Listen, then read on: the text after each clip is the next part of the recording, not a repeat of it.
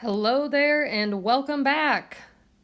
So, right now for this video, we're going to be doing our electron configurations, right? So I have 3 examples here, but I actually think I'm just going to do number 2. All right, number 2, because it does take us through most of the orbitals that you will need to know for this class. So, number 2, AS. What is AS? Good question. This is arsenic. Arsenic. Lovely, right? So the first step to these electron configurations is figuring out how many electrons you have in your element, because electron configurations are all about putting electrons in orbitals, right? So I'm going to come up to my lovely periodic table. I'm going to find arsenic. I'm going to zoom in here, right here, right? So arsenic, number 33 on the periodic table. That tells me that I have 33 electrons. Now, we know that 33 is our proton number, but in this case for neutral elements, it is the same as our electrons. So I have 33 total. So I know that I will be placing 33 electrons in different electron orbitals. So just to review electron orbitals, right?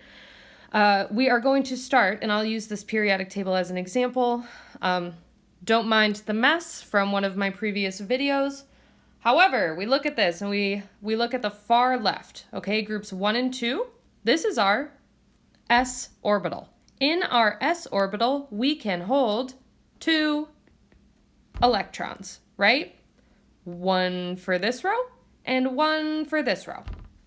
So, how you would write these in our s orbital is it would be whatever number comes on this side first, right? So 1, 1s2, because that's the max. And then you go across there, the next in the list is going to be 2, 2s, 1, 2. So 2s2.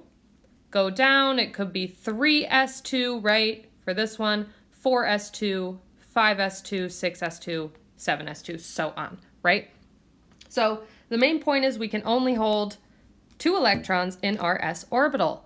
So the way these orbitals work is I start at the top, and if you look at hydrogen here, hydrogen and helium on the right side are in one orbital. Although helium is all the way over here in our noble gases, it is still considered in our 1s orbital, okay? So after helium, you're going to come back down, you're going to go woo, and you're going to come here. And you're going to go, hey, the next thing is 2s2, right? So I go through my 2s2 orbital, and then I come over to this big block here. We haven't talked about this. This is our p orbital.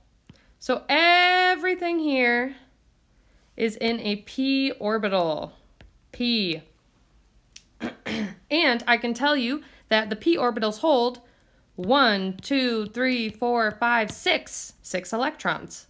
So in the same way, we would say, hey, 2p6 or 3p6 or, 5p6 or something like that. But no matter what, we know that our p will always have a max of 6 electrons it can hold. And that's due to literally the number of boxes that are in the p orbital. Think of it that way. So, after the p orbital, right, we get down to this little clump in the middle here, and you're like, hey, what is this? Like, I still have all of these transition metals that we have not categorized yet, and so this is our d orbital, right? And it has 1, 2, 3, 4, 5, 6, 7, 8, 9, 10 possible electrons. 10 possible electrons can go in our d orbital. So the only thing that's really important to remember about this is if you look at 4 here, starting with potassium and calcium, this would be 4s2, right? I'm going to write that, 4s2. Now when we go into our d orbital here, our quantum number, which is the number on the group to the left, goes down by 1. So instead of being 4d10, it would be 3d10, right? Even though that this is 4s2.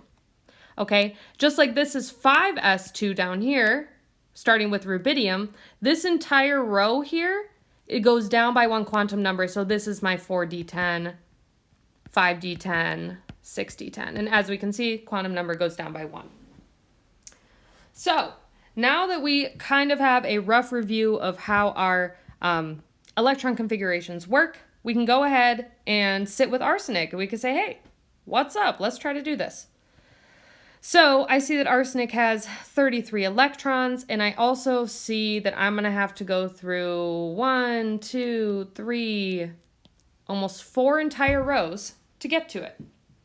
So in that sense, I know that my final figure in my electron configurations is going to be my 4p orbital. So I don't even have to worry about anything. I can just fully fill my orbitals up until 4p. The question is what order? So let's see. I'm going to start with 1s2, and then it goes down to 2s2. From there, you go across your periodic table and you hit 2p6, right? Cool. From 2p6, you go back down and to the left and you hit 3s2. 3s2, we love that. From 3s2, we're going across and we're hitting 3p6. Amazing, 3p6. And I'm going to zoom out a little here. So we're on 3p6, which ends with argon up at the top here. From there, I'm going back down to my 4s2. Very cool. And now I get to hit a d orbital like we talked about earlier. So my quantum number is going to drop by 1, right? 3d10. So it will be 3d. And then I do know that since arsenic does not lie in my d orbital, it will fill all those electrons and it will fill to 10. So what comes next, right? It looks like I have about probably 3 electrons left. And so I'm going to fill my last orbital, which theoretically should be my 4p. 4p, and then if I come up here and I count, I go, oh, I'm in my p orbital right here. 1, 2, arsenic is 3. So that means you will have 3 electrons in that last p orbital. Beautiful. It is the same flow every single time. The only thing you have to worry about is, hey, how many are in my last orbital? How many do I have to put here to make that work, right? So keep practicing these. Iron's a good one to do. It's in the middle of the d orbital. And magnesium, that should be an easy one.